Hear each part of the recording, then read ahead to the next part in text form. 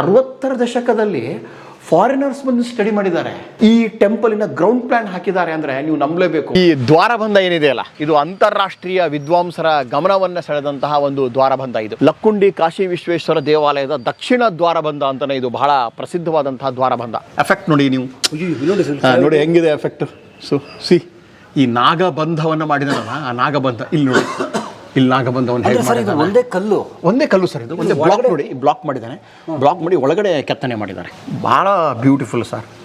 ರಂಗಭೋಗವನ್ನು ಮಾಡಲಿಕ್ಕೆ, ರಂಗಭೋಗ ಅಂದರೆ ದೇವರಿಗೆ ನಮ್ಮ ಕಲೆಗಳ ಮೂಲಕ ಸಮರ್ಪಣೆಯನ್ನು ಮಾಡೋದು. ಹಾಂ ಸರ್, ಇಲ್ಲೊಂದು ಭಾಳ ಇಂಟ್ರೆಸ್ಟಿಂಗ್ ಆಗಿರೋದು ನೋಡೋಣ ಬನ್ನಿ ಸರ್. ಇಲ್ಲಿ ಸರ್, ಇಲ್ಲಿ ನೋಡಿ, ಇಷ್ಟರಲ್ಲಿನೇ ಒಂದು 2 ಇಂಚು ಬೆರಳನ್ನ, 2 ಇಂಚು ಈ ಬೆರಳಲ್ಲಿ ಭೃಗು ಮಹರ್ಷಿ ಅಂತ ಕೆಲವು ವಿದ್ವಾಂಸರ ಅಭಿಪ್ರಾಯ.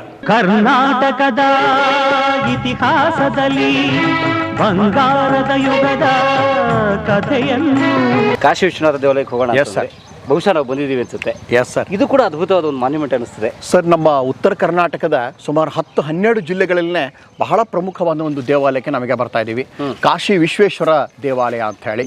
ಈ ಧಾರ್ಮಿಕ ನಂಬಿಕೆಯ ಪ್ರಕಾರ ಆ ಕಾಶಿಯ ವಿಶ್ವನಾಥನೇ ಇಲ್ಲಿ ಬಂದು ನೆಲೆಸಿದ್ದಾನೆ ಅಂತ ಒಂದು ಧಾರ್ಮಿಕ ನಂಬಿಕೆ.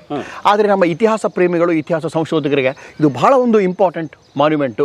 ಕಾಳಾಮುಖ ಶೈವ ಪಂಥದ ಪ್ರಭಾವ ಇಲ್ಲಿ ನೋಡ್ತಾ ಇದ್ದೀವಿ ನಾವು.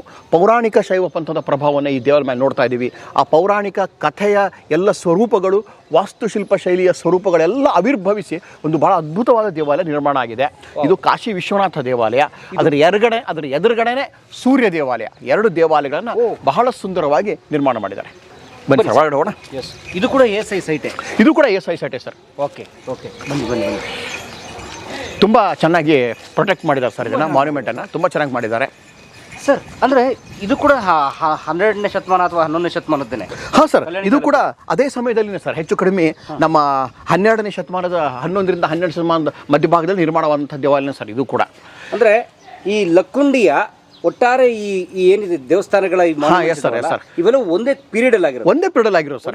ಒಂದೇ ಡೈನೆಸ್ಟಿ, ಕಲ್ಯಾಣ ಚಾಲುಕ್ಯರ ಕಾಲದನೇ.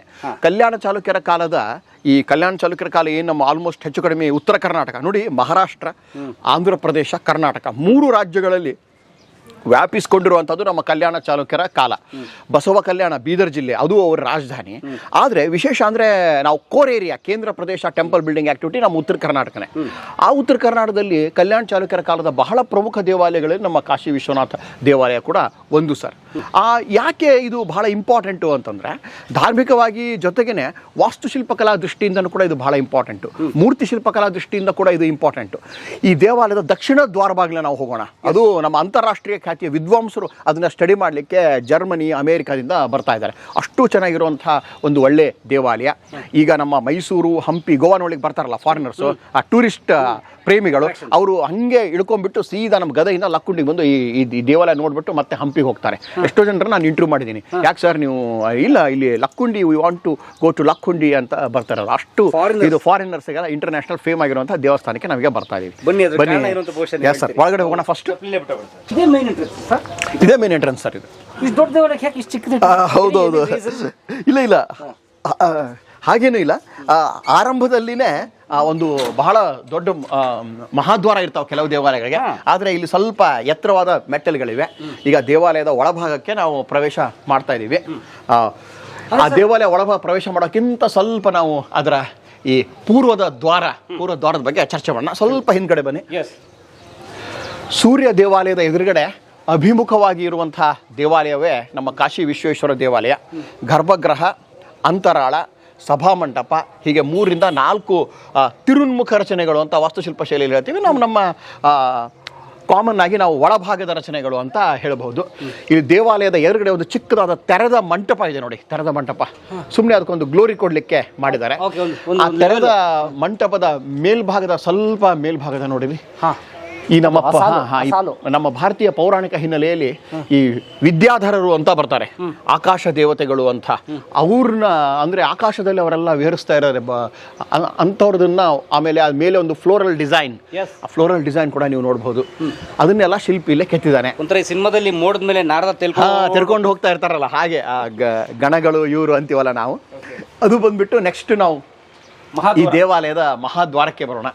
ಭಾಳ ಇಂಪಾರ್ಟೆಂಟ್. ನಾವು ಚರ್ಚೆ ಮಾಡ್ತಾ ಇದ್ವಿ 3, 4, 5, 6, 7, 8, 9 ನವಶಾಖೆಗಳನ್ನು ಹೊಂದಿರುವಂತಹ ದ್ವಾರಬಂಧ ನೋಡಿ, ಎಷ್ಟು ಮೈನ್ಯೂಟ್ ಕಾರ್ವಿಂಗ್ ಅಂತ ನಾವು ಕರಿತೀವಲ್ಲ, ಬಹಳ ಒಂದು ಮೈನ್ಯೂಟ್ ಕಾರ್ವಿಂಗ್ ಇದರಲ್ಲಿದೆ. ಇಲ್ಲಿ ಬೇರೆ ಬೇರೆ ಇದನ್ನೆಲ್ಲ ನಮ್ಮ ಶಿಲ್ಪಕಲಾ ವಿದ್ವಾಂಸರು ಇದಕ್ಕೆಲ್ಲ ಬೇರೆ ಬೇರೆ ಬೇರೆ ಬೇರೆ ಹೆಸರುಗಳನ್ನೆಲ್ಲ ಕೊಟ್ಟಿದ್ದಾರೆ. ಪ್ರತಿಯೊಂದು ಹೆಸರನ್ನೂ ಕೂಡ ಇದ್ರ ಬಗ್ಗೆ ಬಹಳ ಸಾಕಷ್ಟು ಅಧ್ಯಯನಗಳಾಗಿವೆ. ಈ ವಜ್ರ ಶಾಖ ಅಂತ ನಾವು ಕರಿತಾ ಇದೀವಿ, ವಜ್ರ ಶಾಖ. ನಂತರ ಇದು ನಾಗಶಾಖ, ನೋಡಿ ಎಷ್ಟು ಸೂಕ್ಷ್ಮ ಕೆತ್ತನ ಇದೆ. ನಾಗರ ಹಾವುಗಳು, ಅದ್ರ ಮೇಲೆ ಜೋಡಿ ಶಿಲ್ಪಗಳು, ನಾಗಶಾಖ. ಆಮೇಲೆ ಇದು ಸಂಗೀತಗಾರರು, ವಾದ್ಯಗಾರರು ಅವರೆಲ್ಲ ಇರುವಂತಹ ಒಂದು ಇದು. ಆಮೇಲೆ ಇದು ಕುಂಭ ನೋಡಿ, ಇದು ಬಹಳ ಇಂಪಾರ್ಟೆಂಟ್ ಸರ್. ಇದು ಶುಭ ಶಕುನ. ಅದು ಈಗ ನಾ ಮನೆಯಲ್ಲಿ ಏನೋ ಒಂದು ಹೋಮ ಹವನ ಮಾಡ್ತೀನಿ. ಆ ಹೋಮ ಹವನ ಮಾಡುವಾಗ ಒಂದು ಬಿಂದಿಗೆ ಇಟ್ಬಿಟ್ಟು ಅದ್ರ ಮೇಲೆ ಒಂದು ತೆಂಗಿನಕಾಯಿ ಇಟ್ಬಿಟ್ಟು ಅದ್ರ ಮೇಲೆ ಒಂದು ಖಣ, ವಸ್ತ್ರ ಖಣ ಅಂತೀವಿ ನಮ್ಮ ಉತ್ತರ ಕನ್ನಡ ಭಾಷೆಯಲ್ಲಿ, ಖಣ ಇಟ್ಬಿಟ್ಟು ಅದನ್ನ ಅಕ್ಕಿ ಮೇಲೆ ಇಟ್ಬಿಟ್ಟು ಇಡ್ತಾರೆ. ಅಂದ್ರೆ ಇದಕ್ಕೊಂದು ಬಹಳ ಸಿಂಬಾಲಿಸಮ್ ಇದೆ ಇದಕ್ಕೆ. ಅಂದ್ರೆ ಇದು ಶುಭ ಸಂಕೇತ ಅಂತ ಹೇಳಿ. ಪೂರ್ಣ ಕುಂಭ ಅಂತ ಈ ಸ್ವಾಮಿಗಳು ಬಂದಾಗೆಲ್ಲ ಪೂರ್ಣ ಕುಂಭ ಸ್ವಾಗತವನ್ನು ಮಾಡಿ ಸ್ವಾಮಿಗಳು ಜಗದ್ಗುರುಗಳನ್ನ ಆಹ್ವಾನ ಮಾಡಿದ್ರು ಅಂತ ಹೇಳ್ತಿರ್ತೇವಲ್ಲ ನಾವು. ಪೂರ್ಣ ಕುಂಭ ಸ್ವಾಗತ ಮಾಡ್ತಾರಲ್ಲ, ಇದು ಶುಭ ಒಂದು ಅಭಿವೃದ್ಧಿಯ ಸಂಕೇತವಾಗಿ ಕೂಡ ಇದನ್ನ ಉಪಯೋಗ ಮಾಡ್ತಾರೆ. ನಂತರ ಈ ವ್ಯಾಳಿಗಳು ಮತ್ತು ಪ್ರಾಣಿಗಳ ಒಂದು ಇದನ್ನ ತೋರಿಸಿರ್ತಾರೆ ಸುಮ್ಮನೆ ಡೆಕೋರೇಷನ್ ಪರ್ಪಸ್ಗಾಗಿ. ಇಲ್ಲೇ ಅದೇ ರೀತಿಯಾಗಿ ಮತ್ತೊಂದಿದೆ, ಬಟ್ ಎಲ್ಲ ಸ್ವಲ್ಪ ಇದು ಗಾಳಿ ಬೆಳಕು ಮಳೆಗೆ ಬಿಟ್ಬಿಟ್ಟು ಓರ್ನ್ ಔಟ್ ಆಗಿದೆ. ಅಂದ್ರೆ ಸರ್ ಆಕ್ಚುಲಿ ಇದು ಹೀಗೆ ತೋರಿಸ್ತಾರೆ ನೋಡಿ, ನೋಡಿ ಪೂರ್ತಿ ಇದೆ ನೋಡಿ, ಅಂದಾಗೆ ಪೂರ್ತಿ ನೋಡಿ. ಕುಬ್ಜರು ಮತ್ತು ಬೇರೆ ಬೇರೆ ಇವ್ರದೆಲ್ಲ ಇಲ್ಲಿ ಚಿತ್ರ ಇದೆ. ಮಿಥುನ ಶಿಲ್ಪ ಕೂಡ ಇದೆ. ಹೌದು, ಮಿಥುನ ಶಿಲ್ಪಗಳು ಕೂಡ ಇದೆ ಇಲ್ಲಿ. ಆಮೇಲೆ ಇಲ್ಲೇ ಲಾಸ್ಟಿಗೆ ನಮ್ಮ ಫ್ಲೋರಲ್ ಡಿಸೈನ್ ಅಂತ ನಾವು ಕರಿತೀವಲ್ಲ, ಅಂದ್ರೆ ತರು ಲತೆಗಳು, ಅವುಗಳ ಡಿಸೈನ್ ಇದೆ. ಇಲ್ಲಿ ನೋಡಿ ಸರ್, ಇಷ್ಟು ಎಂತ ಮೈನ್ಯೂಟ್ ಕಾರ್ವಿಂಗ್ ಇದೆ. ಇಲ್ಲೇ ನೀವು ಒಳಗಡೆ ನೋಡಿಬಿಟ್ರೆ ನೋಡಿ, ಇಲ್ಲಿ ಬರೀ ಇಷ್ಟರಲ್ಲಿ ನೋಡಿ. ನಾನು ಇನ್ನೊಂದು ಹೇಳೋದು ಮಾಡ್ತಿದ್ದೆ ಸರ್, ಇವುಗಳಿಗೆ ಒಂದು ಸ್ಪೆಸಿಫಿಕ್ ನೇಮೇ ಕೊಟ್ಟಿದ್ದಾರೆ ನಮ್ಮ ಕಲಾ ಇತಿಹಾಸ ವಿದ್ವಾಂಸರು. ಚಿಕಣಿ ಶಿಲ್ಪಗಳು ಅಂತ. ಚಿಕಣಿ ಅಡಿಕೆ ಅಂತೀವಿ ನಾವು ನಮ್ಮ ಉತ್ತರ ಕನ್ನಡದಾಗ. ಚಿಕ್ಕ ಚಿಕ್ಕ ಚಿಕ್ಕ ಚಿಕಣಿ ಶಿಲ್ಪಗಳು ಅಂತ ಕರಿತೀವಿ. ಇಷ್ಟ ನೋಡಿ, ಇಷ್ಟರಲ್ಲಿನೇ ಒಂದು 4 ಇಂಚು ಒಂದು ಬೆಟ್ಟ, ಒಂದು ಬೆರಳನ್ನು ಹಿಡಿದ್ಬಿಟ್ರೆ ನೀವು ಒಂದು ಬೆರಳಿನ ಕಾಣದಲ್ಲೇ ಚಿಕಣಿ ಶಿಲ್ಪಗಳು. ಅದರಲ್ಲಿ ನೋಡಿ, ಹಾ ಸರ್, 4 ಜನ ನನ್ನ ಸಂಶೋಧನಾ ಕ್ಷೇತ್ರದಲ್ಲಿ ಇಂಥ ಚಿಕಣಿ ಶಿಲ್ಪದಲ್ಲಿ ಕಥಾನಕ ಬಂದಿವೆ ಸರ್. ನಾನು 14-15 ಜಿಲ್ಲೆ ಅಡ್ಡಾಡಿದ್ರೆ ಇಷ್ಟರಲ್ಲಿನೇ ಒಂದು ಕಥಾನಕ ತೋರಿಸ್ತಾನೆ. ಒಂದು ಅಂತ ಅದ್ಭುತ ಶಿಲ್ಪ ಕಲಾವಿದರು ಕೂಡ ನಮ್ಮಲ್ಲಿ ಆಗೋಗಿದ್ದಾರೆ. ಎಂತ ಇಲ್ಲಿ ನೋಡಿ, ಒಂದು ಸ್ವಲ್ಪ ಹೆಂಗ್ ಕಟ್ಟಿದೆ ನೋಡಿ, ಎಫೆಕ್ಟ್ ನೋಡಿ ನೀವು ನೋಡಿ ಹೆಂಗಿದೆ ಎಫೆಕ್ಟ್. ಸಿ ಈ ನಾಗಬಂಧವನ್ನು ಮಾಡಿದಾರಲ್ಲ, ಆ ನಾಗಬಂಧ ಇಲ್ಲಿ ನೋಡಿ, ಇಲ್ಲಿ ನಾಗಬಂಧವನ್ನು ಹೇಗೆ ಮಾಡಿದ್ದಾರೆ. ಒಂದೇ ಕಲ್ಲು ಸರ್, ಇದು ಒಂದೇ ಬ್ಲಾಕ್ ನೋಡಿ, ಬ್ಲಾಕ್ ಮಾಡಿದ್ದಾನೆ. ಬ್ಲಾಕ್ ಮಾಡಿ ಒಳಗಡೆ ಕೆತ್ತನೆ ಮಾಡಿದ್ದಾರೆ. ಒಳಗಡೆ ಬಿಡಿಸಿರೋದು ಕಲ್ಲು ಭಾಳ ಬ್ಯೂಟಿಫುಲ್ ಸರ್, ಭಾಳ ಮೈನ್ಯೂಟು, ಭಾಳ ತುಂಬ ಕಾರ್ವಿಂಗ್ ಸರ್. ಒಳಗಡೆ ಹೋಗೋಣ ಸಭಾ ಮಂಟಪಕ್ಕೆ. ಹಾಂ ಸರ್, ಓಕೆ. 11-12 ಶತಮಾನ ಸರ್, 11ರಿಂದ 12 ಶತಮಾನದ ಮಧ್ಯಭಾಗದಲ್ಲಿ ಕಟ್ಟಿದ್ದು. ಇದಕ್ಕೆ ಅನೇಕ ದಾನದತ್ತಿಗಳು ನೀಡುವಂಥ ಶಾಸನಗಳ ಉಲ್ಲೇಖ ಕೂಡ ಇದೆ ಸರ್. ಇದಕ್ಕೆ ಕಟ್ಟಿದ್ದು ಅಂತ ಇಂಥ ಪರ್ಟಿಕ್ಯುಲರ್ ರಾಜ ಇಂಥ ಅಂತ ಎಲ್ಲೂ ಶಾಸನದಲ್ಲಿ ಮೆನ್ಷನ್ ಆಗಿಲ್ಲ ಸರ್. ಬಟ್ ಇದಕ್ಕೆ ದಾನದತ್ತಿ ನೀಡಿದಂಥ ಶಾಸನದ ಉಲ್ಲೇಖಗಳಿವೆ. ಅದರ ಆಧಾರದ ಮೇಲೆ ಇದು 11ರಿಂದ 12ನೇ ಅವಧಿಯಲ್ಲಿ ಕಟ್ಟಲ್ಪಟ್ಟಿರುವಂತಹ ದೇವಾಲಯ ಅಂತ ನಾವು ಹೇಳ್ಬೋದು, ಕಾಶಿ ವಿಶ್ವನಾಥ ದೇವಾಲಯವನ್ನು. ಸರ್ ನೋಡಿ, ಅವರು ತಮ್ಮ ರಾಜ ಮಹಾರಾಜರು, ಆಳುವ ಅರಸರು ಹಣ ಖರ್ಚು ಮಾಡಿ ತಮ್ಮ ಸಂಪತ್ತನ್ನು ವಿನಿಯೋಗಿಸಿ ದೇವಸ್ಥಾನಗಳನ್ನು ಕಟ್ಟೋದು ಅಷ್ಟೇ ಅಲ್ಲದೆ ಇವುಗಳ ನಿರ್ವಹಣೆಗೆ ಒಂದಷ್ಟು ಭೂಮಿಗಳನ್ನು ಕೊಟ್ಟು ಮುಂದ್ಕೊಂಡು ಹೋಗ್ಲಿ ಅಂತ. ಇದಕ್ಕೊಂದು ಎಕ್ಸಾಂಪಲ್ ಹೇಳ್ತೀನಿ ನಿಮ್ಗೆ. ಹಾಗೆ ನಮ್ಮ ಗದಗಿನ ತ್ರಿಕಟೇಶ್ವರ ವೀರನಾಥ ದೇವಾಲಯದೊಂದು ನೀವು ಕಲಾ ಮಾಧ್ಯಮದವ್ರು ಮಾಡಿದರೆ ಅದರಲ್ಲಿ ಕೆಲವು ಶಾಸನಗಳ ಉಲ್ಲೇಖ ಬರ್ತದೆ. ಈ ವೀರನಾರಾಯಣ ದೇವಾಲಯಕ್ಕಾಗಿ ಪಿರಿಯ ಹಂದಿಗೋಳ ಗ್ರಾಮವನ್ನು ದತ್ತಿಯಾಗಿ ಬಿಟ್ಟನು ಅಂತ. ಅಂದರೆ ಒಂದೊಂದು ಇಡೀ ವಿಲೇಜ್ಗಳನ್ನೇ ದಾನದತ್ತಿನಾಗಿ ಬಿಡ್ತಾ ಇದ್ರು. ಆ ದೇವಸ್ಥಾನ ತುಂಬ ಚೆನ್ನಾಗಿ ನಡ್ಕೊಂಡು ಹೋಗಲಿ ಅಂತ. ನಮ್ಮ ಗದಗಿನ ತ್ರಿಕಟೇಶ್ವರ ವೀರನಾಥ ದೇವಾಲಯಕ್ಕೆ ಎಷ್ಟೋ ಗ್ರಾಮಗಳ ಜಮೀನುಗಳನ್ನು ಬಿಟ್ಟಂಥ ಉದಾಹರಣೆಗಳಿವೆ. ಹೀಗೆ ಈ ದೇವಾಲಯದಲ್ಲಿ ಏನು ಮಾಡ್ತಾ ಇದ್ರು ಅಂತಂದರೆ ಆ ಅನೇಕ ಜಮೀನುಗಳನ್ನು ದಾನವನ್ನಾಗಿ ನೀಡ್ತಾ ಇದ್ರು. ಅದರಿಂದ ಬಂದ ಆದಾಯ ಏನಾಗಬೇಕಂದ್ರೆ ಈ ದೇವಾಲಯ ನಿರ್ವಹಣೆಗೆ ನಡಿಬೇಕು ಅನ್ನೋದು ಅವರ ಒಂದು ಇದು. ಅಂದರೆ ಅವ್ರು ಕಟ್ಟಿದಾಗ ಇದ್ರ ಬರೀ ಒಂದು ಮಾನ್ಯುಮೆಂಟ್ ಅಂತ ಕಟ್ಟಿಲ್ಲ, ಇಲ್ಲಿ ಪೂಜೆ ನಡೀತಿತ್ತು. ಅಂದರೆ ನೋಡಿ ಸರ್, ಈಗ ನಾನು ಟೆಂಪಲ್ ಕಟ್ಬಿಟ್ರೆ ನನ್ನ ಕೆಲಸ ಮುಗಿಲಿಲ್ಲ. ಹಾಂ, ಎವ್ರಿ ಡೇ ಅದು ಚಾಲ್ತಿಯಲ್ಲಿರ್ಬೇಕು. ನಾನು ಆಡಭಾಷೆಯಲ್ಲಿ ಚಾಲ್ತಿಯಲ್ಲಿರ್ಬೇಕು, ಚಲಾವಣೆಯಲ್ಲಿರ್ಬೇಕು. ಅದು ದಿನ ಪೂಜೆ ಆಗಬೇಕು, ಅಭಿಷೇಕ ಆಗಬೇಕು, ಅರ್ಚನೆ ಆಗಬೇಕು, ಜನ ಬಂದು ಹೋಗ್ಬೇಕು, ಉತ್ಸವ ಆಗಬೇಕು. ನಿತ್ಯ ಆಚರಣೆಗಳು, ನೈಮಿತ್ತಿಕ ಆಚರಣೆಗಳು ಅಂತ ಇದೆ ನಮ್ಮ ಪರಂಪರೆಯಲ್ಲಿ. ನಿತ್ಯ ಆಚರಣೆಗಳೇ ದಿನ ಪೂಜೆ, ಅಭಿಷೇಕ, ಪೂಜೆ ಮಾಡ್ತೀನಿ ನಾನು. ನೈಮಿತ್ತಿಕ ಅಂದರೆ ಈಗ ದಸರಾ ನಡೀತಾ ಇದೆ, ದಸರಾದಲ್ಲಿ ನಾನು ಒಂದು ವಿಶೇಷ ಪೂಜೆ ಮಾಡ್ತೀನಿ ಮನೆಯಲ್ಲಿ. ನೈಮಿತ್ತಿಕ ಆಚರಣೆಗಳು ಅಂತ ಅದಕ್ಕೆಲ್ಲ ದಾನದತ್ತಿಗಳನ್ನು ಕೊಟ್ಟ ಉಲ್ಲೇಖ ಕೂಡ ನಮ್ಮ ಶಾಸನಗಳಿವೆ. ಸೊ ಹೀಗೆ ಎಲ್ಲ ಸ್ಪೆಸಿಫಿಕೇಶನ್ಸ್ ಕೂಡ ಇದೆ ಸರ್. ಸ್ವಲ್ಪ ಈ ದೇವಾಲಯದ ವಾಸ್ತುಶಿಲ್ಪ ಕಡೆ ಗಮನ ಹರಿಸೋಣ. ಇದು ನವರಂಗ ಅಂತ ನಾವು ಕರಿತಾ ಇದ್ದೀವಿ. ನೋಡಿ, ನಾವು ಹಿಂದೆ ಕೂಡ ಚರ್ಚೆ ಮಾಡಿದ್ವಿ. 1, 2, 3, 4, 5, 6, 7, 8, 9 ಅಂಕಣಗಳು, ಮಧ್ಯದಲ್ಲಿ 4 ಕಂಬಗಳಿದೆ. ಆ ಕಂಬಗಳ ಮಧ್ಯದಲ್ಲಿ ಒಂದು ಚಿಕ್ಕ ರೌಂಡ್ ವೇದಿಕೆ ಇದೆ. ಅಂದರೆ ರಂಗಭೋಗವನ್ನು ಮಾಡಲಿಕ್ಕೆ, ರಂಗಭೋಗ ಅಂದರೆ ದೇವರಿಗೆ ನಮ್ಮ ಕಲೆಗಳ ಮೂಲಕ ಸಮರ್ಪಣೆಯನ್ನು ಮಾಡೋದು.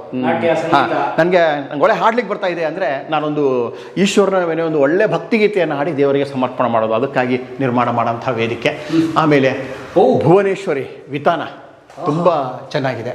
ಒಂದು ಏನು ಸರ್ ಇದು, ಒಂದು ಹೂವು, ಒಂದು ಅರಳಿದ ಹೂವು. ಯಾಕೆ ಸರ್? ಸೂರ್ಯಕಾಂತಿ. ಹಾಂ, ಎಸ್ ಸರ್, ಹಿರಿಯರ ತಲ್ಲಿ ಸೂರ್ಯಕಾಂತಿಯ ಒಂದು ಶಿಲ್ಪವನ್ನು ಇಲ್ಲಿ ಕೆತ್ತಿದ್ದಾರೆ. ಆ ಬೀಜ ನೋಡಿ ಅಲ್ಲೆಲ್ಲ ಹೇಗೆ ಸೆಂಟ್ರಿಗಿರೋದು ನೋಡಿ. ಹೌದು ಸರ್, ಇದು ಭಾಳ ಸರ್. ಈಗ ಸ್ವಲ್ಪ ನಾವು ಈ ಕಂಬಗಳನ್ನು ನೋಡೋಣ. ಈ ಕಂಬಗಳ ಡಿಸೈನ್ ಕೂಡ ಇಲ್ಲಿ ಬಹಳ ಚೆನ್ನಾಗಿದೆ. ಕೀರ್ತಿ ಮುಖದ ಬಗ್ಗೆ ಚರ್ಚೆ ಮಾಡ್ತಾ ಇದ್ವಿ. ಆ ಕೀರ್ತಿ ಮುಖದ ಬಾಯಿಂದ ಮಣಿಗಳ ಕೆತ್ತನೆ, ಆ ಮಣಿಗಳ ಕೆತ್ತನೆಯ ಮಧ್ಯದಲ್ಲಿ ನೋಡಿ ಸ್ಪೇಸ್ ಎಲ್ಲೂ ಬಿಟ್ಟಿಲ್ಲ. ಮಣಿಗಳ ಪಕ್ಕದಲ್ಲಿ ವಾದ್ಯಗಾರರು, ಸಂಗೀತಗಾರರು. ಸರ್, ಈಗ ಕಾಶಿ ವಿಶ್ವೇಶ್ವರ ದೇವಾಲಯ, ಲಕ್ಕುಂಡಿ ದೇವಾಲಯಗಳಲ್ಲಿ ಸಂಗೀತ ವಾದ್ಯಗಾರರು ಅಂತಾನೆ ಒಂದು ಲೇಖನ ಮಾಡಿದ್ದಾರೆ. ಅಷ್ಟರ ಮಟ್ಟಿಗೆ ಸಂಗೀತ ವಾದ್ಯಗಳ ಶಿಲ್ಪಕಾರ ಕೆತ್ತನೆ ಇಲ್ಲಿದೆ ನೋಡಿ ಸರ್. ಈ ವೀಣೆ ಸರ್, ಇದು ಒಂದು ಸ್ಪೆಸಿಫಿಕೇಶನ್ ಇದು. ಹಾಂ, ನೀವು ಒಳ್ಳೆಯ ಒಬ್ಬ ಸಂಗೀತ ಕಲಾವಿದರನ್ನು ಕರೆದ್ಬಿಟ್ರೆ ಇದು ಯಾವ ಥರದ ವೀಣೆ ಅಂತ ಹೇಳ್ತಾನೆ ಅವನು. ಅಷ್ಟರ ಮಟ್ಟಿಗೆ ಇಲ್ಲಿ ವಾದ್ಯಗಳನ್ನು ಕೂಡ ತೋರಿಸಿದ್ದಾರೆ. ಸ್ವಲ್ಪ ಇಲ್ಲಿ ಬಂದುಬಿಟ್ರೆ ಇಲ್ಲಿ ನೋಡಿ ಕೊಳಲು ನುಡಿಸ್ತಾ ಇದ್ದಾನೆ, ಇಲ್ಲಿ ವೀಣೆ ಬಾರಿಸ್ತಾ ಇದ್ದಾನೆ, ಅಲ್ಲಿ ಮೃದಂಗ ಬಾರಿಸ್ತಾ ಇದ್ದಾನೆ. ಹೀಗೆ ಬೇರೆ ಬೇರೆ ವಾದ್ಯಗಳ ಒಂದು ಕಲ್ಪನೆ. ಈಗ ಒಬ್ಬ ವ್ಯಕ್ತಿಗೆ ಮ್ಯೂಸಿಕ್ ನಾಲೆಡ್ಜ್ ಕೂಡ ಇತ್ತು ಅನ್ನೋದನ್ನು ತೋರಿಸ್ತಾ ಇದೆ. ಮತ್ತು ಆಗಿನ ಇದು ಮ್ಯೂಸಿಕ್ ಇನ್ಸ್ಟ್ರೂಮೆಂಟ್ಸ್. ಹಾಂ, ಎಸ್, ಎಕ್ಸಾಕ್ಟ್ಲಿ, ನೀವು ಹೇಳಿದ ಪಾಯಿಂಟ್ ಭಾಳ ಚೆನ್ನಾಗಿದೆ. ಸೊ ಏನಂತೀವಿ ನಾವು, ಮ್ಯೂಸಿಕ್ ಇನ್ಸ್ಟ್ರೂಮೆಂಟ್ಗಳನ್ನು ಯಾವ ರೀತಿ ನುಡಿಸ್ಬೇಕು, ಯಾವ್ಯಾವ ರೀತಿಯ ಇನ್ಸ್ಟ್ರೂಮೆಂಟ್ಸ್ಗಳು ಆ ಕಾಲದಲ್ಲಿ ಇದ್ದು ಅನ್ನುವಂಥ ನಾಲೆಡ್ಜ್ ಕೂಡ ಆಗಿನ ಜನರಿಗೆ ಇತ್ತು ಸರ್. ಕಲ್ಪಿಸ್ಕೊಳ್ಬೇಕು ನೋಡಿ. ಈ ಕಾಶಿ ವಿಶ್ವದೇವರ ತುಂಬ ದೊಡ್ಡದಲ್ಲ. ಇಫ್ ಯು ಕಂಪೇರ್ ಟು ಇಡಿಗೆ ಮಹಾದೇವ ಕಂಪೇರ್ ಮಾಡಿದರೆ, ಗರ್ಭಗೃಹ ಇದೆ, ಅಂತರಾಳ ಇದೆ, ತೆರೆದ ಅಂತರಾಳ ಅಂತೀವಿ ನಾವು. ಇಲ್ಲಿ ಯಾವುದೇ ಇಲ್ಲಿ ಮುಚ್ಚಿಗೆ ಆಗಲಿ ಜಾಲಂಧ್ರ ಆಗಲಿ ಏನೂ ಇಲ್ಲ, ತೆರೆದ ಅಂತರಾಳ, ಓಪನ್ ಅಂತರಾಳ, ಸಭಾಮಂಟಪ ಅಥವಾ ಒಂದು ಚಿಕ್ಕ ನವರಂಗ, ಇಷ್ಟು ಮಾತ್ರ ಇಲ್ಲಿ ಇದೆ. ಬಟ್ ಇಷ್ಟರಲ್ಲಿನೇ ಅವನು ಎಷ್ಟು ಬ್ಯೂಟಿಫುಲ್ ಆದಂತಹ ಒಂದು ಇದನ್ನು ತೋರಿಸಿದ್ದಾನೆ ಸರ್. ಇಲ್ಲಿ ಏನೋ ಒಂದು ವಿಶೇಷ ಅಸ್ಥಿಪಂಜರದ್ದೊಂದು ಇತ್ತಲ್ಲ ಸರ್, ಅದು ಕಾನ್ಸೆಪ್ಟ್ ನಿಮ್ಗೆ ಒಂದು ಐಡಿಯಾ ಇದೆಯಾ? ಅದು ಎಲ್ಲಿದೆ ಸರ್ ಅದು? ಹಾಂ, ಭೃಗು ಮಹರ್ಷಿನೂ ಅಸ್ಥಿಪಂಜರದ್ದೇನೋ ಒಂದು ಎಲ್ಲಿದೆ ಸರ್ ಅದು? ಅಲ್ಲಿದೆನಾ? ಇಲ್ಲೆಲ್ಲ ಒಂದು ಕಡೆ ಇಲ್ಲ ಸರ್, ನಮ್ಮವರೇ ಏನೋ ಬರೆದು ಬಿಟ್ಟಿದ್ದಾರೆ ಇದನ್ನು. ಈ ಮಾನ್ಯುಮೆಂಟ್ಗಳನ್ನ ಈ ರೀತಿ ಹಾಳು ಮಾಡಬಾರ್ದು ಸರ್, ದಯವಿಟ್ಟು ನಾವು ಕೇಳೋದು. ನೋಡಿ, ಹಿಂದಿಯಲ್ಲಿ ಏನೋ ಬರೆದಿದ್ದಾರೆ. ನಾವು ಎಷ್ಟು ನಮ್ಮ ಸರ್ಕಾರ ಎಲ್ಲ ಪ್ರೊಟೆಕ್ಟ್ ಮಾಡಿ ಅಟೆಂಡರ್ಸನ್ನು ಇಟ್ಟು ಕ್ಲೀನ್ ಮಾಡಿ ಎಷ್ಟು ಮಾಡ್ತಾ ಇದೆ, ಆದರೂ ಕೂಡ ನಮ್ಮ ಜನ ಈ ರೀತಿ ಏನೇನೋ ಬರೆದು ನಮ್ಮ ಧಕ್ಕೆ ತರ್ತಾ ಇದ್ದಾರೆ. ನಾವೆಲ್ಲ ನಮ್ಮ ಕಲಾ ಮಾಧ್ಯಮ ಪ್ರಕಾರ ವಿನಂತಿ ಮಾಡ್ಕೊತೀವಿ, ಇವು ನಮ್ಮ ಸಾಂಸ್ಕೃತಿಕ ವೈಭವ, ಇದು ದೊಡ್ಡ ವೈಭವ, ಸಂಭ್ರಮ.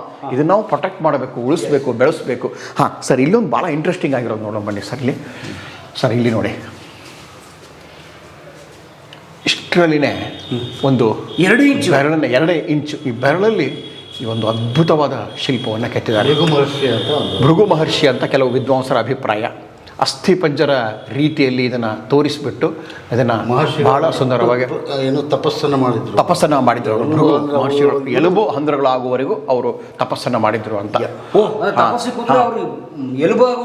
ಎಲುಬಾಗುವವರೆಗೂ ಅವರಿಗೆ ತಮ್ಮ ದೇಹದ ಪರಿವೇನೇ ಇಲ್ಲ. ಶಿವನ ಅತಿ ದೊಡ್ಡ ಭಕ್ತರಲ್ಲಿ ಭೃಗು ಮಹರ್ಷಿಗಳ ಕೂಡ ಒಬ್ರು. ನಮ್ಮಲ್ಲಿ ಸಪ್ತಋಷಿಗಳ ಕಾನ್ಸೆಪ್ಟ್ ಬರುತ್ತೆ ನೋಡ್ರಿ, ಸಪ್ತಋಷಿಗಳು ಅಂತ ಬರ್ತದಲ್ಲ, ಹಾಗೆಯೇ ಅನೇಕ ಮಹಾನ್ ಋಷಿಗಳ ಉಲ್ಲೇಖ ನಮ್ಮ ಪುರಾಣಗಳಲ್ಲಿ ಬರ್ತದೆ.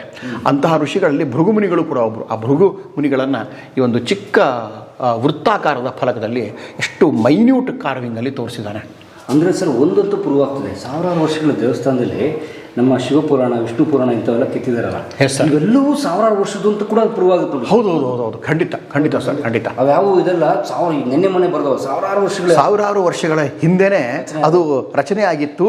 ಅವುಗಳನ್ನು ಕೂಡ ಇಲ್ಲಿ ಡಿಪಿಕ್ಟ್ ಮಾಡಿದ್ದಾರೆ ಅಂತ ಹೇಳಿ. ಈ ದೇವಾಲಯದ ಕೆಳಭಾಗದಲ್ಲಿ ನೀವು ಅನೇಕ ಶಿಲ್ಪಗಳನ್ನು ನೋಡಬಹುದು. ನಾವು ಶಾಕ್ತ, ಶೈವ, ವೈಷ್ಣವ ಶಿಲ್ಪಗಳು ಒಂದೊಂದು ಶಿಲ್ಪಗಳನ್ನೇ ಇಲ್ಲಿ ಅವನು ಕಾರ್ವ್ ಮಾಡ್ತಾ ಹೋಗಿದ್ದಾರೆ, ಬೇರೆ ಬೇರೆ ಶಿಲ್ಪಗಳನ್ನು. ತುಂಬ ಚೆನ್ನಾಗಿ ಮಾಡಿದ್ದಾರೆ ಸರ್. ಆಮೇಲೆ ನಮ್ಮ ಸಪ್ತಮಾತ್ರಿಕೆ ಬಗ್ಗೆ ನಮ್ಮ ಸರ್ ಅವರು ಬಹಳ ಅಧ್ಯಯನ ಮಾಡಿದ್ದಾರೆ. ಅದ್ರ ಬಗ್ಗೆ ಅವ್ರ ಫೇವರೆಟ್ ಸಬ್ಜೆಕ್ಟ್. ನಿಮಗೆ ಪುಂಡ್ಲಿಕ್ ಸರ್ ಇನ್ನೊಂದು ಗೊತ್ತಿಲ್ಲ, ಹೇಳಿ ಸರ್. ನಮ್ಮ ಗದಗ್ ಜಿಲ್ಲೆಯ ಪ್ರವಾಸಿ ತಾಣಗಳು ಅಂತ ಬಹಳ ಒಳ್ಳೆ ಒಂದು ಬೃಹತ್ ಗ್ರಂಥ ಬರ್ತಾ ಇದೆ. ಬೃಹತ್ ಗ್ರಂಥ ಅಂದರೆ ಸುಮ್ಮನೆ ನಮ್ಮ ಸಂಶೋಧಕರು ಭಾಳ ಆಳವಾಗಿ ಓದ್ಕೊಂಡು ಹೋಗ್ತಿರ್ತೀವಲ್ಲ, ಹಾಗಲ್ಲ. ಇದು ಪ್ರತಿಯೊಬ್ಬ ಸಾಮಾನ್ಯ ವ್ಯಕ್ತಿ ಕೂಡ ಓದಬೇಕು. ಓದಿ ಅದನ್ನು ಬೇರೆ ಅವರು ಟೆಕ್ಸ್ಟ್ ಕೊಟ್ಟಿಲ್ಲ, ಫೋಟೋಗ್ರಾಫಿ ಕೂಡ ಕೊಟ್ಟಿದ್ದಾರೆ ಅಲ್ಲಿ. ಇಷ್ಟು ಚೆನ್ನಾಗಿ ಫೋಟೋಗ್ರಾಫಿ ಕೊಟ್ಟಿದ್ದಾರೆ ಅಂದರೆ ನಾನು ನಿಜವಾಗಿ ಹೋಗಿ ನೋಡಿದ್ರು ಕೂಡ ಅಷ್ಟು ಚೆನ್ನಾಗಿ ನನಗೆ ಕಾಣಲ್ಲ. ನಮ್ಮ ಮನೆಯಲ್ಲಿ ಆರಾಮಾಗಿ ಕಾಫಿ ಕುಡಿತಾ ನೋಡ್ಬೋದು, ಕಾಫಿ ಟೇಬಲ್ ಬುಕ್ಸ್ ಅಂತೀವಲ್ಲ ಆ ರೀತಿ ಎಲ್ಲವೂ ಕೂಡ ಮಲ್ಟಿ ಕಲರ್ಡ್ ಪೇಪರ್, ಮಲ್ಟಿ ಕಲರಲ್ಲಿ ಬಹುವರ್ಣದಲ್ಲಿ ತುಂಬ ಚೆನ್ನಾಗಿ ಪ್ರತಿಯೊಂದು ಮಾನ್ಯುಮೆಂಟ್ ಕೆಳಗೆ ಡಿಸ್ಕ್ರಿಪ್ಷನ್ನು, ಆ ಮಾನ್ಯುಮೆಂಟಿಕ್ ಡಿಸ್ಕ್ರಿಪ್ಷನ್ನು, ಒಳ್ಳೊಳ್ಳೆ ನಮ್ಮ ನಾಡಿನ ಹಿರಿಯ ವಿದ್ವಾಂಸರನ್ನು, ಇತಿಹಾಸಜ್ಞರ ಸಂದರ್ಶನ ಮಾಡಿ ಅವ್ರ ಒಪಿನಿಯನ್ ತಗೊಂಡು ಇವರು ಕೂಡ ಸಾಕಷ್ಟು ಸಂಶೋಧನೆ ಮಾಡಿ ಒಂದು ಒಳ್ಳೆ ಚಲುವ ಕನ್ನಡ ನಾಡು ಸೀರೀಸಲ್ಲಿ ಗದಗ ಜಿಲ್ಲೆಯ ಪ್ರವಾಸಿ ತಾಣಗಳು ತಾನೆ ಅದರ ಪುಸ್ತಕ ಸದ್ಯದಲ್ಲಿ ಅದು ಈಗ ಅಚ್ಚಿನಲ್ಲಿದೆ ಅಂತೀವಿ ನಾವು. ಶುಭವಾಗಲಿ ಅಂದರೆ ಅದು ಪ್ರಿಂಟ್ನಲ್ಲಿದೆ. ಶುಭವಾಗಲಿ ಸರ್, ನಾನು ಕೂಡ ಅವರಿಗೆ ಶುಭ ಹಾರೈಸ್ತೀನಿ. ನನ್ನ ವಿನಂತಿ ಏನಂದರೆ ನಮ್ಮ ಕಲಾ ಮಾಧ್ಯಮದ ಮೂಲಕ ಸರ್ ಇಂಥ ಒಳ್ಳೊಳ್ಳೆ ಈ ಐತಿಹಾಸಿಕ ಸ್ಥಳಗಳಿಗೆ ನೀವು ಭೇಟಿ ನೀಡಿ ಒಂದು ಆನಂದ ನಮ್ಗೆ ಸಿಗ್ತದೆ, ಒಂದು ಖುಷಿ ಸಿಗ್ತದೆ. ಹೌದು, ನನ್ನ ಪರಂಪರೆ, ನಮ್ಮ ಮುತ್ತಜ್ಜನ್ ಎಂಥ ಒಳ್ಳೆ ದೇವಾಲಯ ನಿರ್ಮಾಣ ಮಾಡಿದ್ನಪ್ಪ, ಎಷ್ಟು ಇದು ಮಾಡಿದ್ದಾನಪ್ಪ. ಓ, ನಿಮಗೆ ಬರೋಕ್ಕಾಗಲ್ವಾ? ಅಲ್ಲಿವರೆಗೆ ಬರೋಕ್ಕಾಗಲ್ಲ, ನಮ್ಮ ಕಲಾ ಮಾಧ್ಯಮ ಇದೆ, ಅದ್ರ ಮುಖಾಂತರ ನೋಡಿ. ಇಲ್ಲ ಸರ್, ನಮಗೆ ನೋಡೋಕ್ಕಾಗಲ್ವಾ? ನನ್ನ ಪುಸ್ತಕ ಪ್ರಿಯನ ತಗೋ, ಇಲ್ಲಿ ನಮ್ಮ ಇವ್ರದ್ದು ಪುಸ್ತಕ ಇದೆ, ಚಲುವ ಕನ್ನಡ ನಾಡು ಪುಸ್ತಕ ಇದೆ, ಅದನ್ನು ತಗೊಂಡು ನೀವು ಓದಿ. ಅಲ್ಲಿ ಇಷ್ಟು ಬಾದಾಮಿ ಚಾಲಕರ ಪುಸ್ತಕ ಇವ್ರು ಮಾಡಿದಾರ ಸರ್, ನನಗಿಷ್ಟು ಖುಷಿ ಆಯಿತು. ನಾನೊಂದು 25 ಬಾರಿ ಹೋಗಿದ್ದೀನಿ ಸರ್ ನಾನು ಬಾದಾಮಿಗೆ.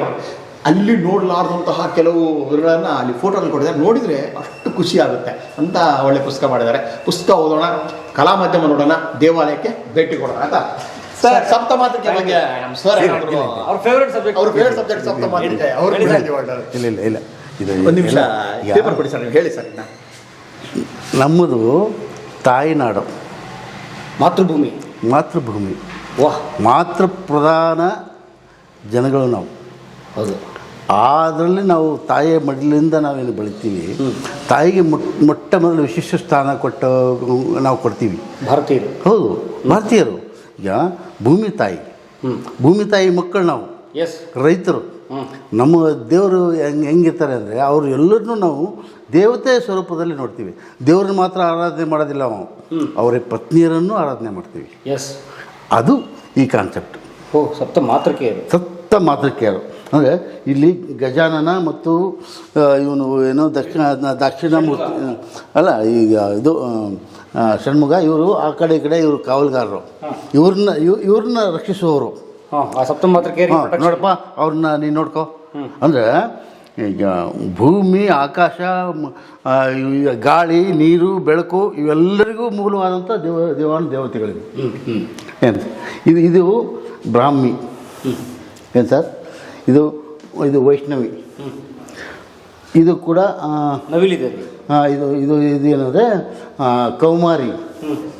ನಂತರ ಇದು ಏನು ಪಾರ್ವತಿ ಅಥವಾ ಗಿರಿಜೆ ಅಥವಾ ಈ ಥರ ನಾವು ಮಾತಾಡ್ತೀವಿ ವರ್ಣ.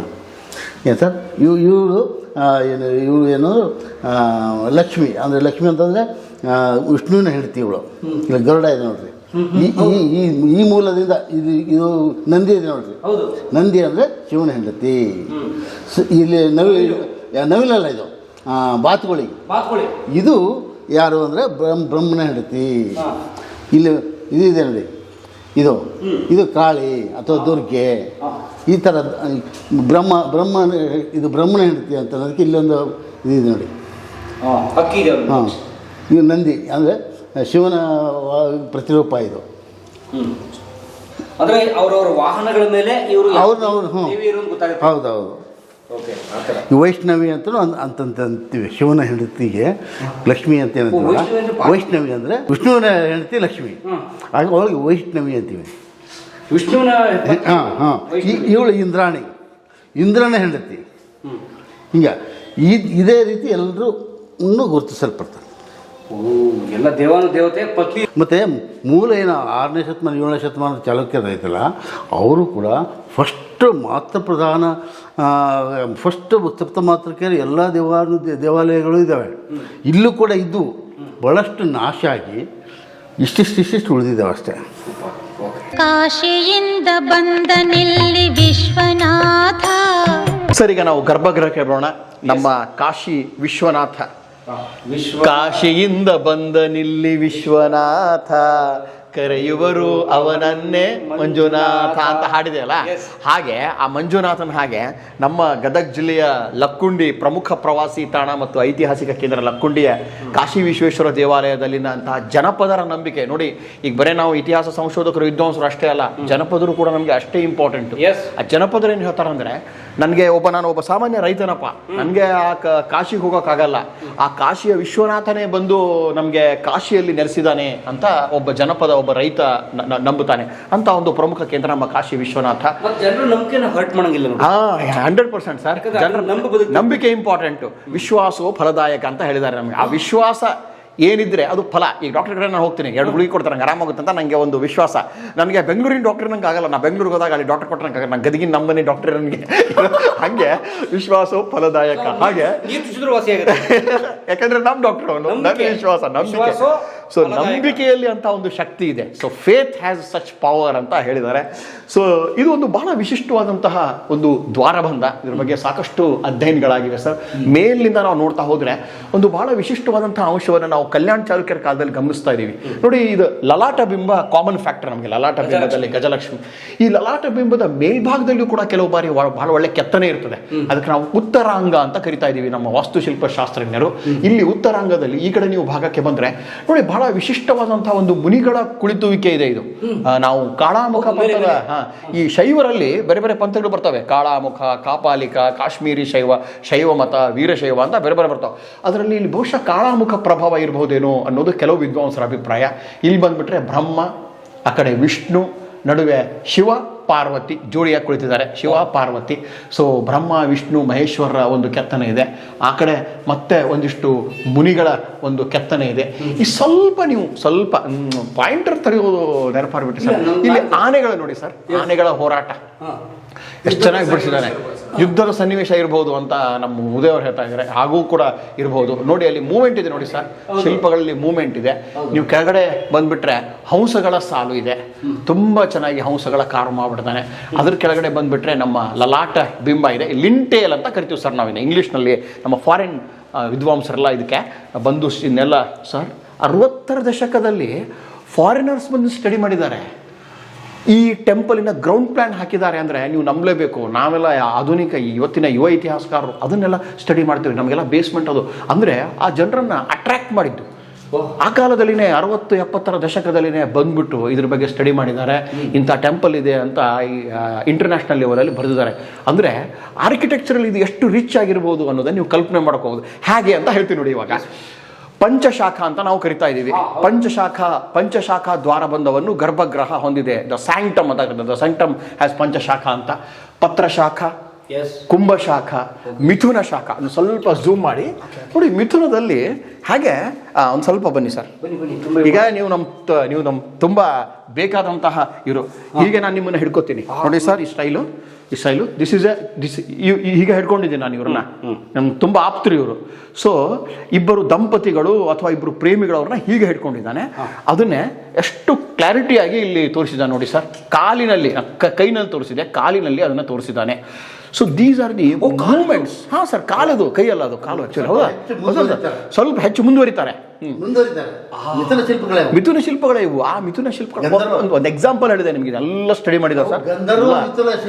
ಗಂಧರ್ವ, ಎಸ್ ಸರ್, ಆನ್ ಕರೆಕ್ಟ್ ಮಾಡಿದ್ದಾರೆ. ಗಂಧರ್ವ ಮಿಥುನ ಶಿಲ್ಪಗಳು. ಸ್ವಲ್ಪ ನೀವು ಮುಂದೆ ಬಂದ್ಬಿಟ್ರೆ ಮಾಲಾಕಾರರು ಅಂತ ನಾವು ಕರಿತೀವಿ. ನಾವು ದೇವರಿಗೆ ಮಾಲೆಯನ್ನು ಹಾಕ್ಲಿಕ್ಕೆ ಹೋಗುವಂತಹ ಗಣರು, ಸರ್ಪ ಬಂಧ, ನಾಗ ದೇವತೆಗಳು, ಇವರೆಲ್ಲ ಒಂದು ರೀತಿ ಗಣ ದೇವತೆಗಳು. ಈ ನಾಗದ ಕನೆಕ್ಷನ್ ನೋಡಿ ಸರ್. ಇಲ್ಲಿ ಕನೆಕ್ಷನ್ ಹೇಗೆ ಮಾಡಿದ್ದಾನೆ. ಒಂದು ಶಿಲ್ಪಕ್ಕೆ ಕನೆಕ್ಷನ್ ಇದೆ ನೋಡಿ. ಈ ಕನೆಕ್ಟಿವಿಟಿ ನೋಡಿ ಸರ್. ಇದು what we want is the minute observation ಅಂತ ಕರಿತೀವಿ ನಾವು. ನೀವು ಮೈನ್ಯೂಟ್ ಆಗಿ ಅಬ್ಸರ್ವ್ ಮಾಡಿದರೆ ಮಾತ್ರ ನೀವು ಶಿಲ್ಪಕಲೆ ಸೌಂದರ್ಯನ ಆಸ್ವಾದನೆ ಮಾಡಲಿಕ್ಕೆ ಸಾಧ್ಯ. ನಮ್ಮ ಸ್ಟೂಡೆಂಟ್ಸಿಗೆ ನಾವು ಬೈತಾ ಇರ್ತೀನಿ, ಇಲ್ಲಿ ನಿಂತ್ಕೊಂಡ್ರೆ ಫೋಟೋ ಚೆನ್ನಾಗಿ ಬರುತ್ತಾನಪ್ಪ ನಮ್ಮದು, ಇಲ್ಲಿ ನಿಂತ್ಕೊಂಡ್ರೆ ಫೋಟೋ ಚೆನ್ನಾಗಿ ಬರುತ್ತೆ. ಬರ್ರಿ ತಿಳ್ಕೊಳ್ರಿ ಅಂದ್ರೆ ಸಾರ ಏನು ಹೇಳ್ತಾ ಇರ್ತಾರೆ ಬಿಡಿ ಸರ್. ನಿಮ್ಮ ಕ್ಲಾಸಲ್ಲಿ ನಮ್ಮ ಸ್ವಲ್ಪ ಫೋಟೋ ಎಲ್ಲಿ ಬರುತ್ತೆ ಅಂತಾರೆ. ನಿಮ್ಮ ಫೋಟೋ ನೀವು 10 ಸಲ, ನನ್ನ ಫೋಟೋ ನಾನು 10 ಸಲ ನಾನು ಸೆಲ್ಫಿ ತಗೊಂಡು ನನ್ನ ಮುಖ ಚೇಂಜ್ ಆಗುತ್ತೆ ಸರ್. ಚೇಂಜ್ ಆಗಲ್ಲ. ಅದ್ರ ಬದಲಿ ನೋಡಿದ್ರೆ ನನಗೆ ಒಂದು ನಾಲೆಜ್ ಆದರೂ ಬರುತ್ತೆ. ಒಳಗಡೆ ಚೇಂಜ್ ವಿದ್ಯಾರ್ಥಿನೋ. ಎಸ್, ಎಕ್ಸಾಕ್ಟ್ಲಿ, ಭಾಳ ಚೆನ್ನಾಗಿ ಪಾಯಿಂಟ್ ಹೇಳಿದ್ರಿ ನೀವು, ಸ್ವಲ್ಪ ನಾಲೆಜ್ ಬರುತ್ತೆ ಸರ್. ಇನ್ನೊಂದು ಭಾಳ ಇಂಪಾರ್ಟೆಂಟ್ ಪಾಯಿಂಟ್ ಸರ್ ಸ್ವಲ್ಪ ಆ್ಯಡ್ ಮಾಡ್ತಾರೆ. ಹಾಂ ಸರ್, ಕಾಳಾಮುಖದ ಕಾಲದಲ್ಲಿ ಆಗಿರ್ಬೋದಾ ಹೇಗೆ?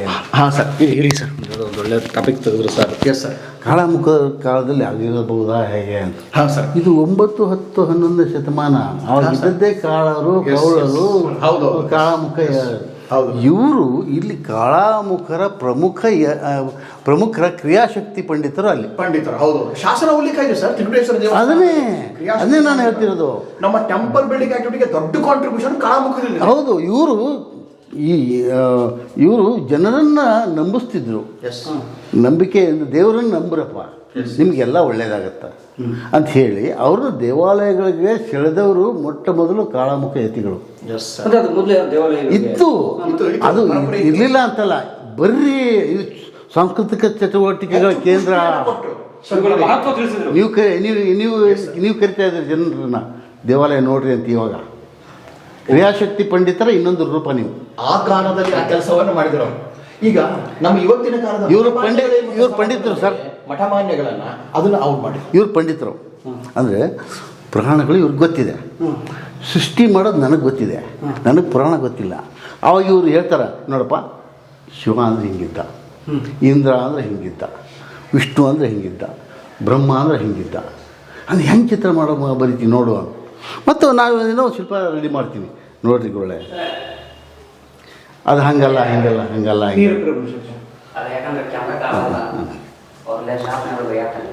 ಏನು ಹಂಗಲ್ಲ ಹಿಂಗಲ್ಲ ಹಿಂಗೆ ಮಾಡಿ ಹಿಂಗೆ ಮಾಡಿ ಹಿಂಗೆ ಮಾಡಿ ಅಂದ್ರೆ ಹಿಂಗೆ ಹೇಳ್ಕೊತ ಇದು ಶಿಲ್ಪಕಲೆ ರೂಪುಗೊಂಡ ಬಗೆ.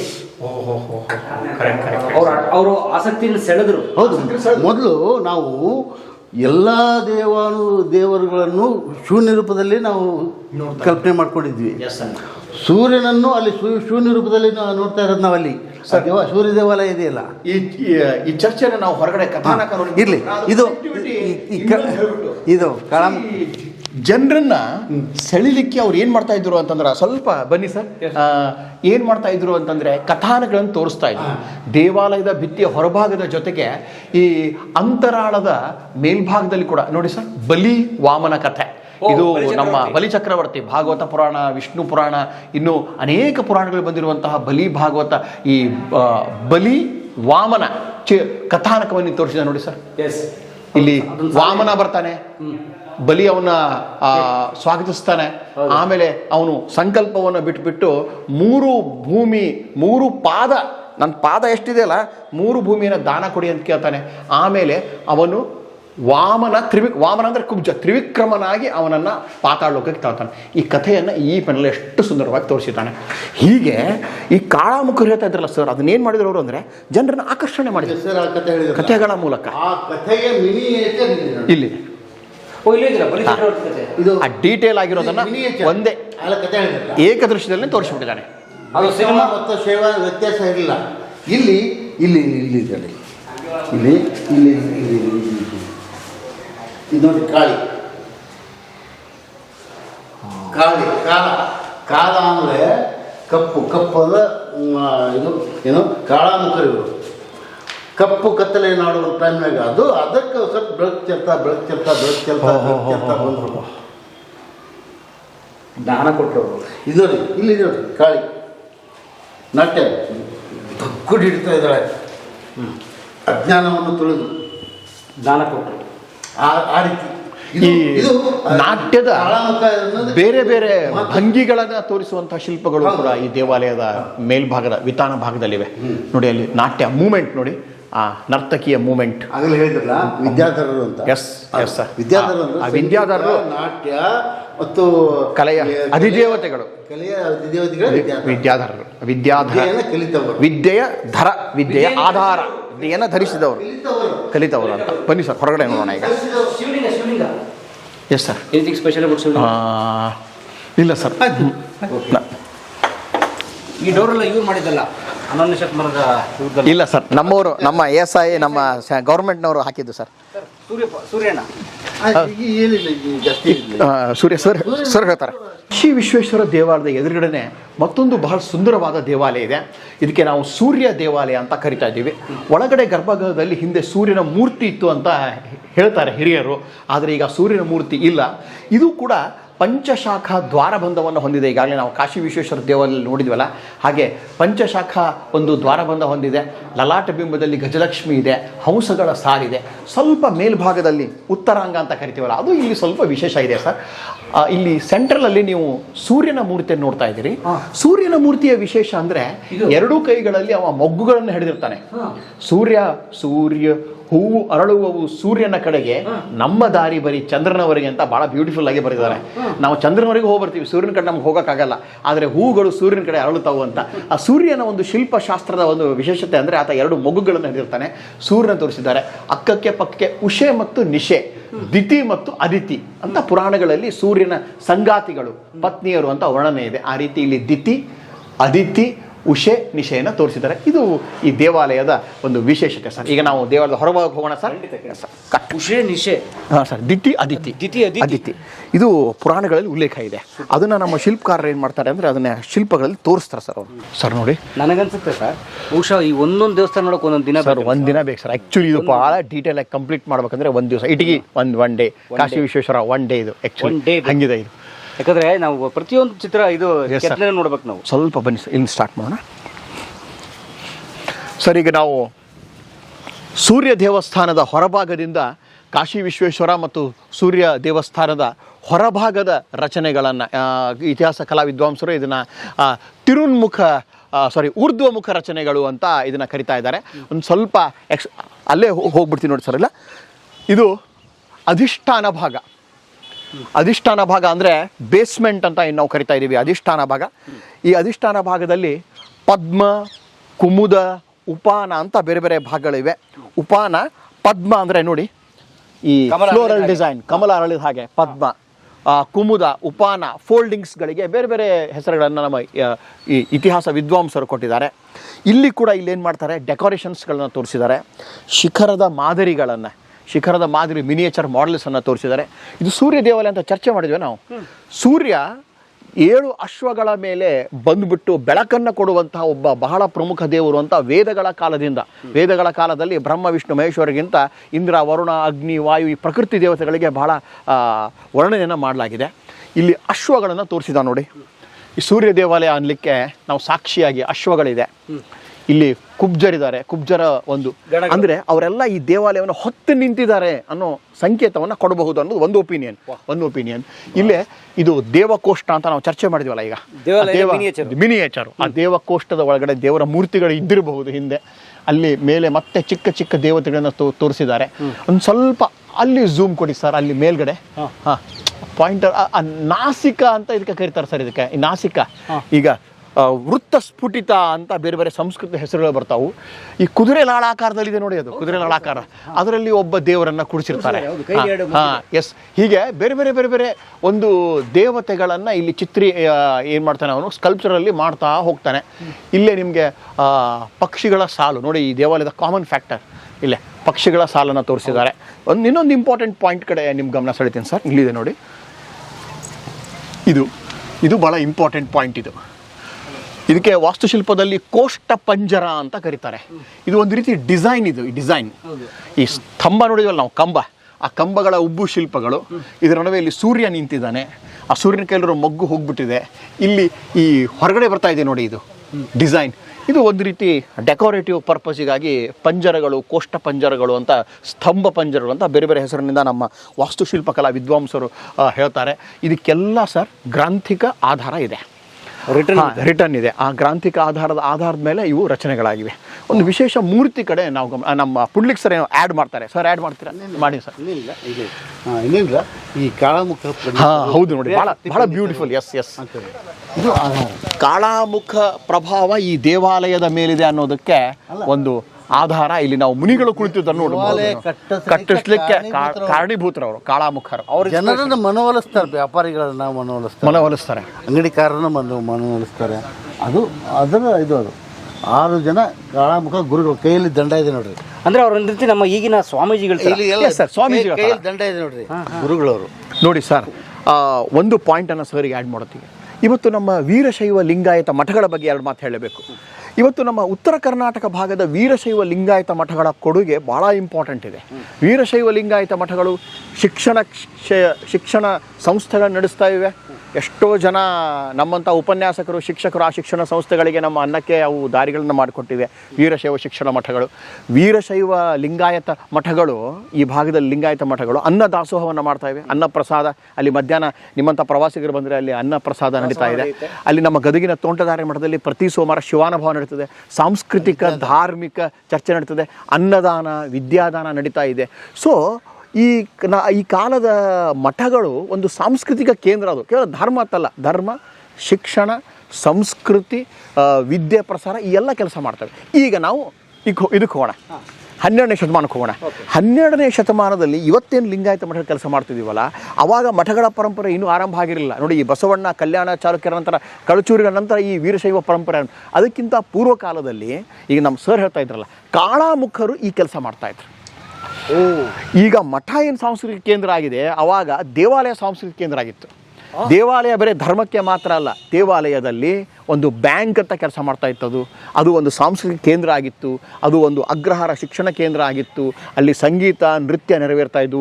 ನೃತ್ಯದ ಬೇರೆ ಬೇರೆ ಪ್ರಕಾರಗಳನ್ನು, ಸಂಗೀತದ ಬೇರೆ ಬೇರೆ ವಾದ್ಯಗಳನ್ನು ನಾವೀಗ ಶಿಲ್ಪದಲ್ಲಿ ನೋಡಿದ್ವಿ. ಹೀಗೆ ಈಗಿನ ಮಠ ಹೇಗೆ ಒಂದು ಕಲ್ಚರಲ್ ಸೆಂಟರ್ ಅದನೋ, 12ನೇ ಶತಮಾನದಲ್ಲಿ ಒಂದು ದೇವಾಲಯ ಕಲ್ಚರಲ್ ಸೆಂಟರ್ ಇತ್ತು. ಈಗ ಸರಿ, ಹೀಗೆ ಒಂದು ಬಹಳ ದೊಡ್ಡ ಕೊಡುಗೆ ನಮ್ಮ ದೇವಾಲಯದ್ದು ಇದೆ ಸರ್. ಸ್ವಲ್ಪ ಇಲ್ಲಿ ಮೂರ್ತಿ ಶಿಲ್ಪಕ್ಕೆ ನಾವು ನೋಡೋಣ.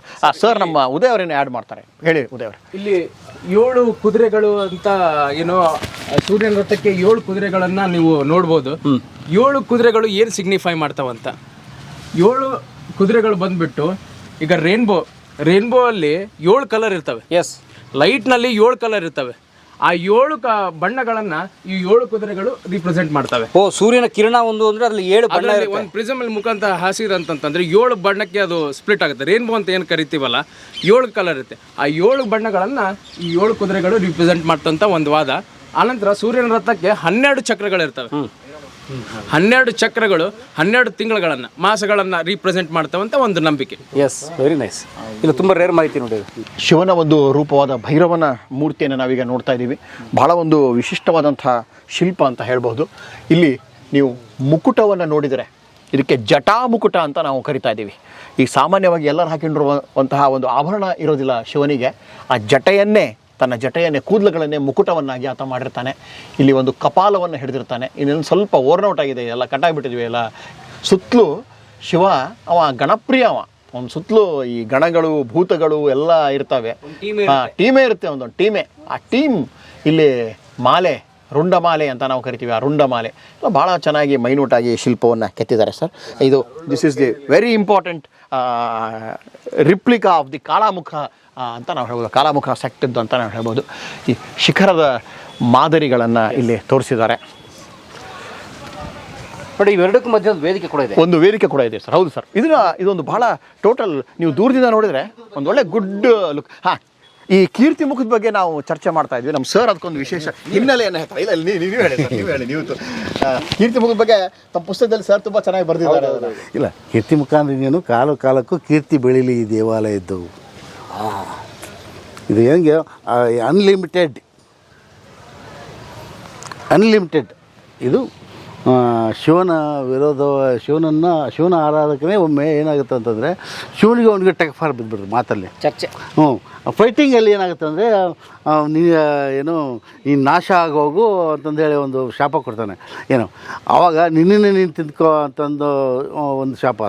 ಅದು ತಿಂತ ಹೋದ್ರೆ ಮುಖ ತಿನ್ನೋಕ್ಕಾಗಲ್ಲ ಅವನಿಗೆ. ಅದು ಹಂಗೆ ಉಳ್ಕೊಂಡ್ಬಿಡ್ತದೆ. ಅದು ಹಂಗೆ ತಿಂತಾ ಹೋಗ್ತಾನೆ, ಅದು ಹೀಗೆ ಬೆಳೀತಾ ಹೋಗ್ತದೆ. ಇದು ಕೀರ್ತಿ ಮುಖ.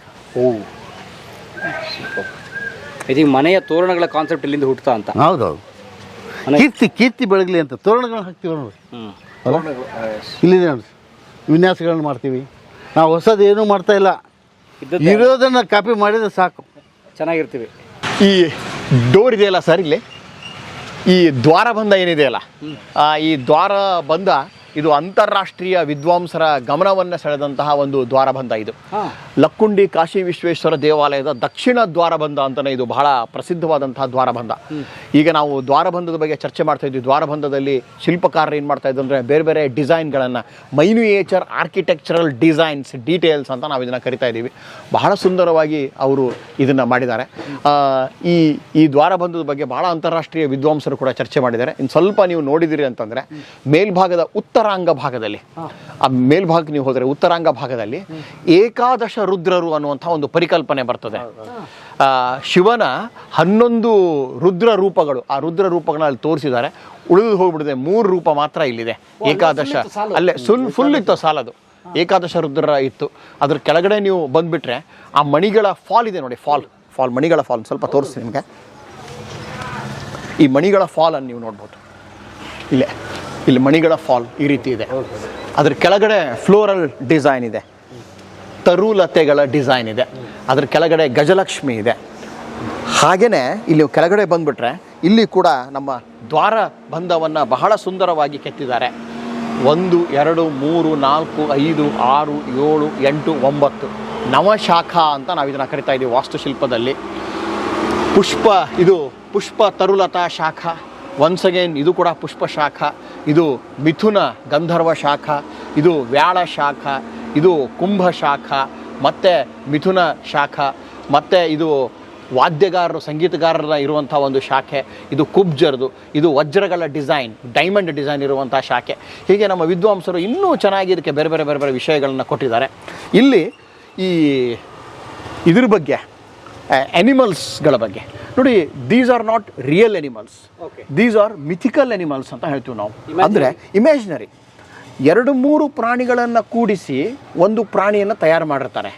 ಕುದುರೆಯ ಮುಖ ಇರ್ತದೆ, ಆಕಳ ದೇಹ ಇರ್ತದೆ, ಅಥವಾ ಆಕಳ ದೇಹ ಇರ್ತದೆ, ಗಜದ ಮುಖ ಇರ್ತದೆ.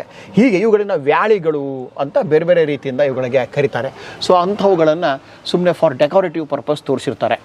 ಗಂಧರ್ವರು, ಕಿನ್ನರರು, ವಿದ್ಯಾಧರರು ಅಂತ ಬರ್ತಾರೆ. ಇವ್ರನ್ನೆಲ್ಲ ಸಣ್ಣ ಪುಟ್ಟ ದೇವತೆಗಳು, ಮಿನಿ ಗಾಡ್ಸ್ ಅಂತ ಕರಿತಾರೆ ನಮ್ಮ ಪುರಾಣಗಳಲ್ಲೆಲ್ಲ. ಅವ್ರನ್ನೆಲ್ಲ ಇಲ್ಲಿ ಈ ಮೋಡಗಳ ಸಾಲನ್ನು ತೋರಿಸಿದ್ದಾನೆ. ಈ ಮೋಡಗಳಲ್ಲಿ ವಿದ್ಯಾಧರರು ಆನಂದವಾಗಿ ನೃತ್ಯಿಸ್ತಾ ಇದ್ದಾರೆ ದೇವರ ಒಂದು ಇದರಲ್ಲಿ. ಇಲ್ಲಿ ಅವರ ವಾದ್ಯಗಳನ್ನು ತೋರಿಸಿದ್ದಾರೆ, ಬೇರೆ ಬೇರೆ ವಾದ್ಯಗಳನ್ನು ತೋರಿಸಿದ್ದಾರೆ. ಅವ್ರು ನುಡಿಸುವಂಥ ಡಮರು ಇರ್ಬೋದು, ಅಥವಾ ಮೃದಂಗ ಇರ್ಬೋದು, ಕೊಳಲು ಇರ್ಬೋದು, ಆಮೇಲೆ ವೀಣೆ ಇರ್ಬೋದು, ಅವನ್ನೆಲ್ಲ ತೋರಿಸಿದ್ದಾರೆ. ಊದುವಂಥದ್ದರ ನೃತ್ಯಗಾರರ ಒಂದು ಇವುಗಳನ್ನು ತೋರಿಸಿದ್ದಾರೆ. ಕುಬ್ಜರು ಬೇರೆ ಬೇರೆ ಭಂಗಿಯಲ್ಲಿರೋದನ್ನು ಇಲ್ಲಿ ತೋರಿಸಿದ್ದಾರೆ. ಸೊ ಹೀಗೆ ಭಾಳ ರಿಚ್ ಆಗಿರುವಂತಹ ಒಂದು ಇದು. ನಾವು ಇಟಗಿ ಮಹಾದೇವ ದೇವಾಲಯದಲ್ಲಿ ದ್ವಾರಗಳ ಬಗ್ಗೆ ಚರ್ಚೆ ಮಾಡ್ತಾ ಇದ್ವಿ ನೋಡಿ ಸರ್. ನಾವು ಪೂರ್ವದ ದ್ವಾರ, ದಕ್ಷಿಣ ದ್ವಾರ. ಇದು ದಕ್ಷಿಣ ದ್ವಾರ. ಅರ್ಚಕರು ಮತ್ತು VIPs ಎಂಟ್ರೆನ್ಸಿಗೆ ಇರೋದು ಪೂರ್ವ ದ್ವಾರ. ಅದೇ ರಿಚ್ ಆಗಿ ಮಾಡ್ಕೊಂಡಿದ್ದಾರೆ ರಾಜ ಮಹಾರಾಜರು. ಯಾಕೆ ರಾಜ ಹಿಂಗೆ ಬರಲ್ಲ, ನೇರವಾಗಿ ಬರ್ತಾನೆ ಗರ್ಭಗೃಹಕ್ಕೆ ದೇವರಿಗೆ ನಮಸ್ಕಾರ ಮಾಡೋಕ್ಕೆ. VIP ಎಂಟ್ರಿ ಮತ್ತು ಅರ್ಚಕರು, ಪೂಜಾರಿಗಳು ಹಾಗೆ ನೇರವಾಗಿ ಇಲ್ಲಿ ಎಂಟ್ರಿಯನ್ನು ಮಾಡಲಿಕ್ಕೆ ಭಾಳ ರಿಚ್ ಆಗಿರೋದು. ಈ ಮೆಟ್ಟಿಲು ನೋಡಿ, ಹೈಟ್ ಇದೆ ಸರ್. ಇದು ಹೌದು, ಹೈಟ್ ಇದೆ ಈ ಮೆಟ್ಟಲುಗಳು. ರಾಜ ಹೇಗಿದ್ದವಾಗ ಅಂತ. ಈ ಅಂಶದ ಬಗ್ಗೆ ನೀವು ಬೇರೆ ಬೇರೆ ಕಡೆ ಹೋದಾಗ ಇಲ್ಲಿ ಕೆಲವು ಬಾರಿ ಆನೆಗಳನ್ನು ತೋರಿಸ್ತಾ ಇದ್ರು, ಚಿಕ್ಕ ಆನೆಗಳನ್ನು, ಕೆಲವು ಬಾರಿ ವ್ಯಾಳಿಗಳನ್ನು ತೋರಿಸ್ತಾ ಇದ್ರು. ಈ ಸೊಂಡಿಲು ನೋಡಿ ಇದು ಹೇಗಿದೆ. ನೀವು ಮೆಟ್ಲ ಹತ್ತಿರಿ, ನಿಮ್ಮ ಮನೆದು ಒಂದೇನೋ ಹಿಂಗೆ ಸಪೋರ್ಟಿಗೆ ಮಾಡಿರ್ತಾರೆ ರೈಲಿಂಗ್ಸು. ಇಲ್ಲಿ ಶಿಲ್ಪದಲ್ಲಿನೇ ಅದು ಸುಮ್ಮನೆ ಹಾಗೆ ಮಾಡ್ತಿದ್ದಿಲ್ಲ, ಅವನು ಏನೋ ಒಂದು ಡಿಸೈನ್ ಮಾಡ್ತಿದ್ದ ಅಲ್ಲಿ ಮತ್ತೆ ಶಿಲ್ಪಕಾರ. ಹಾಗೆ ಇಲ್ಲಿ ತುಂಬ ಚೆನ್ನಾಗಿ ಡಿಸೈನ್ ಮಾಡಿದ್ದಾರೆ. ಕಟ್ಟಿ ಶಿಲ್ಪಿ ಹೆಸರು ಎಲ್ಲೂ ಬರ್ದಿಲ್ಲ. ಶಿಲ್ಪಿ ಹೆಸರು ಇಲ್ಲ ಸರ್, ಬಹುಶಃ ಎಲ್ಲೂ ಬರ್ದಿಲ್ಲ ಅಂತ ನನ್ನ ಹಾಕೋತೀವಿ. ಹೌದು, ಆ್ಯಡ್ ಮಾಡ್ತೀರಾ ಸರ್ ಇದಕ್ಕೆ ಏನಾದರೂ? ಇಲ್ಲಿ ಕೆಳಗಡೆ ನಮ್ಮ ಚಾಮರಧಾರಣಿಯರು. ಕೆಲವು ಕಡೆ ಈ ಗಂಗಾ ಭಗೀರಥಿ ಶಿಲ್ಪಗಳನ್ನು ಕೂಡ ಕೆಲವು ಕಡೆ ಇಟ್ಟಿರ್ತಾರೆ ಸರ್. ಇಲ್ಲಿಯೂ ಬಹುಶಃ ಇದನ್ನು ನನಗೆ ಅಷ್ಟು ಪರ್ಟಿಕ್ಯುಲರ್ ನೆನಪಾಗ್ತಾ ಇಲ್ಲ. ಇಲ್ಲಿದೆ ಇದೆಲ್ಲ ಸ್ವಾಗತಕಾರರು. ಇಲ್ಲಿ ಸಹ ಹಿಂಗೆ ಮುಂದುವರೆದು ಬಂದರೆ ಮುಖ್ಯ ಸ್ವಾಗತಕಾರಣಿ ಇವರು. ಯಾರು ಸರ್ ಅವರು? ಹಿಂಗೆ ಸಿಂಪಡಿಸ್ತೀವಲ್ಲ ನಾವು. ಈ ರೋಸ್ ವಾಟರ್ ಹಾಕ್ತೀವಲ್ಲ ಮೊದಲೇ ಅದು. ಓ, ರೋಸ್ ವಾಟರ್ ಕಾನ್ಸೆಪ್ಟ್ ಅವಾಗಿಂದ ಇದೆ. ಹೌದು, ಅಂದರೆ ಒಂಥರ ರಿಸೆಪ್ಷನ್. ಇವತ್ತಿನ ನಾವೇನು ಮಾಡ್ಬೇಕಾಗಿಲ್ಲ, ಅದನ್ನೇ ಇದು. ಕರೆಕ್ಟ್.